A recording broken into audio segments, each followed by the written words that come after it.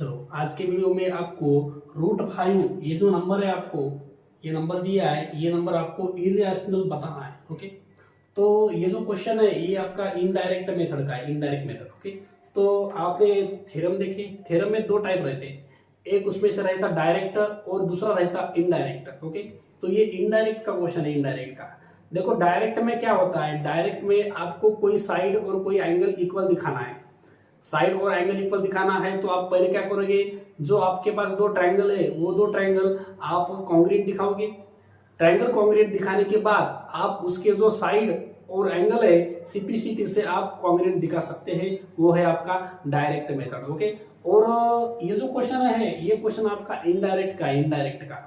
Indirect में क्या होता है, आपको जो चीज प्रूव करनी है, ओके, ये क्वेश्चन आपको प्रूव करना है तो इसकी ये क्वेश्चन जो है, इस क्वेश्चन की अपोजिट साइड जो है वो आपको रखनी है।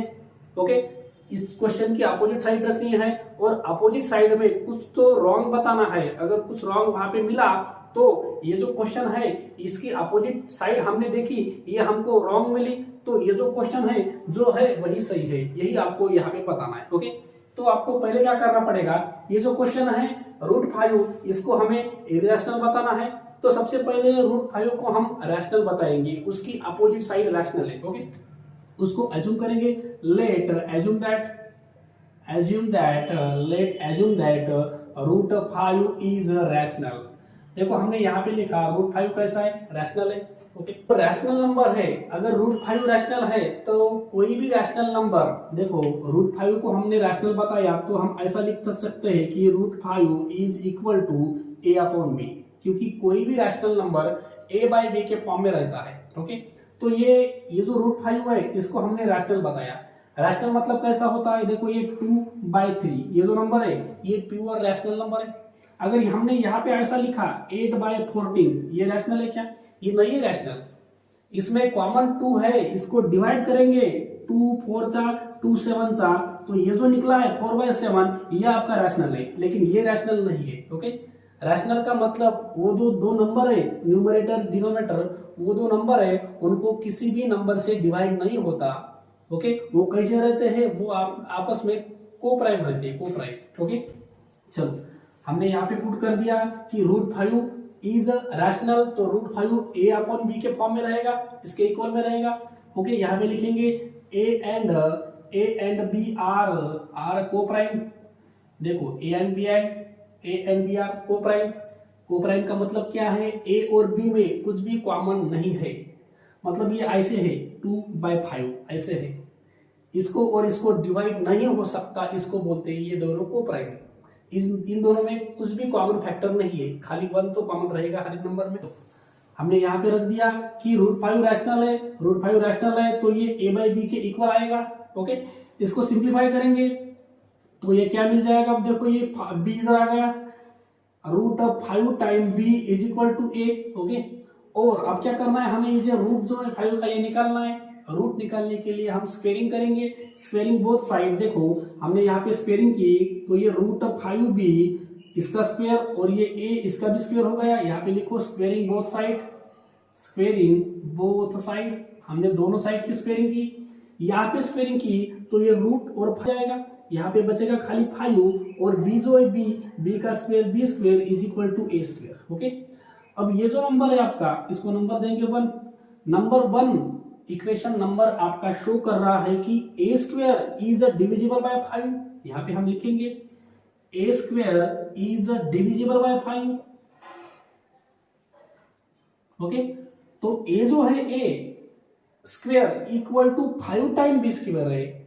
ओके, a की वैल्यू जो है वो 5 टाइम b स्क्वायर है, इसका मतलब a को 5 से डिवाइड हो सकता है। हमने जो नंबर लिखा था ऊपर, ये जो नंबर है आपका, ये नंबर 2/3 ऐसा लिखा था हमने, 2/3 या 2/5 लिखा था। ये नंबर कैसा है, रैशनल है, बट इक्वेशन 1 बता रहा है कि जो ऊपर का नंबर है उसको 5 से डिवाइड हो रहा है, तो इसको 5 से कौन सा तो नंबर मल्टीपल में आएगा, या इसकी जगह कोई भी 5 से डिविजिबल नंबर रहेगा, यहाँ पे 20 रह सकता है। ओके, हमने यहाँ पे पुट किया था a और b ये को प्राइम है, इसको डिवाइड नहीं हो सकता, लेकिन इक्वेशन 1 बता रहा है कि ऊपर का जो नंबर है ए उसको 5 से डिवाइड हो रहा है, मतलब यहाँ की जो वैल्यू है, ऊपर की जो वैल्यू है वो 5 के मल्टीपल में रहेगी कुछ तो वैल्यू। ओके, उसके बाद हम यहाँ पे ऐसा लिख सकते हैं ए स्क्वायर 5 से डिविजिबल है, मतलब ए इज डिविजिबल बाय 5, ए को भी 5 से डिवाइड हो सकता है। ओके, ए स्क्वायर 5 से डिविजिबल है तो ए भी 5 से डिविजिबल होगा। उसके बाद हमने यहाँ पे क्या करेंगे, देखो ए की वैल्यू कैसी है, 5 के मल्टीपल में है, तो हम ऐसा लिख सकते हैं ए is equal to 5c।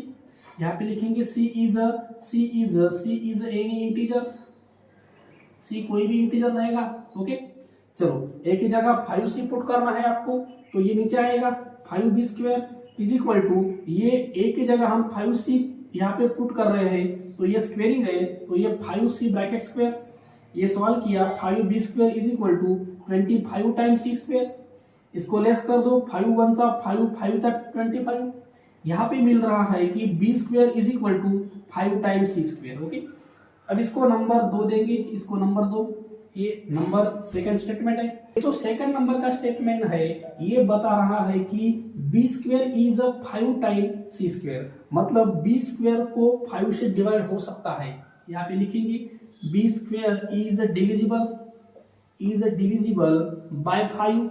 Okay, अगर b स्क्वायर 5 से डिविजिबल है तो b भी 5 से डिविजिबल हो सकता है, b is divisible by 5।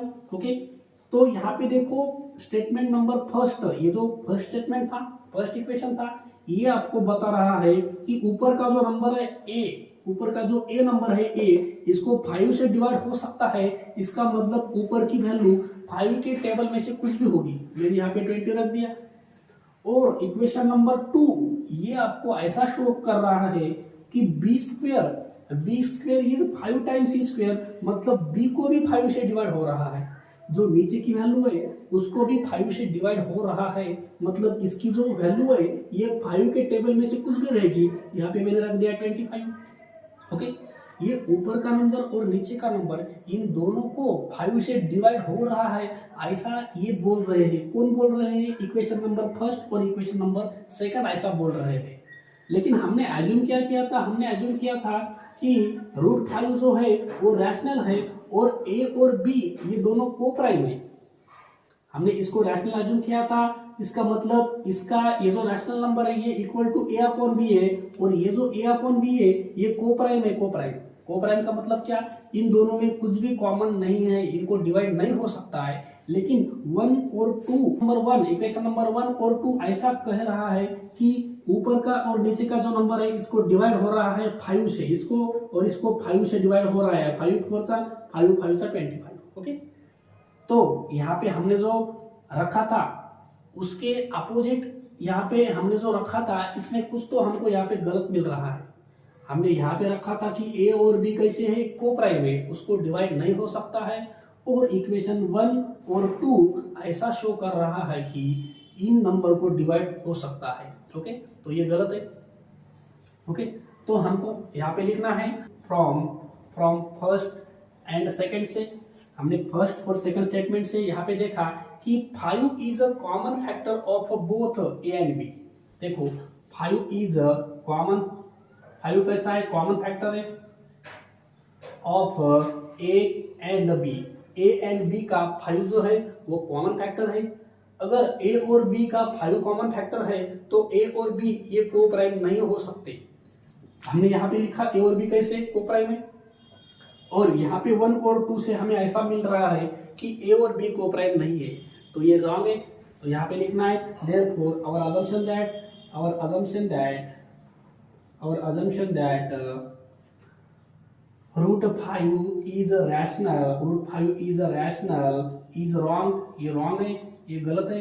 Okay, तो यहाँ पे लिखेंगे therefore √5 is a irrational number, is a irrational। Okay, तो इसी तरह आपको ये क्वेश्चन सॉल्व करना था।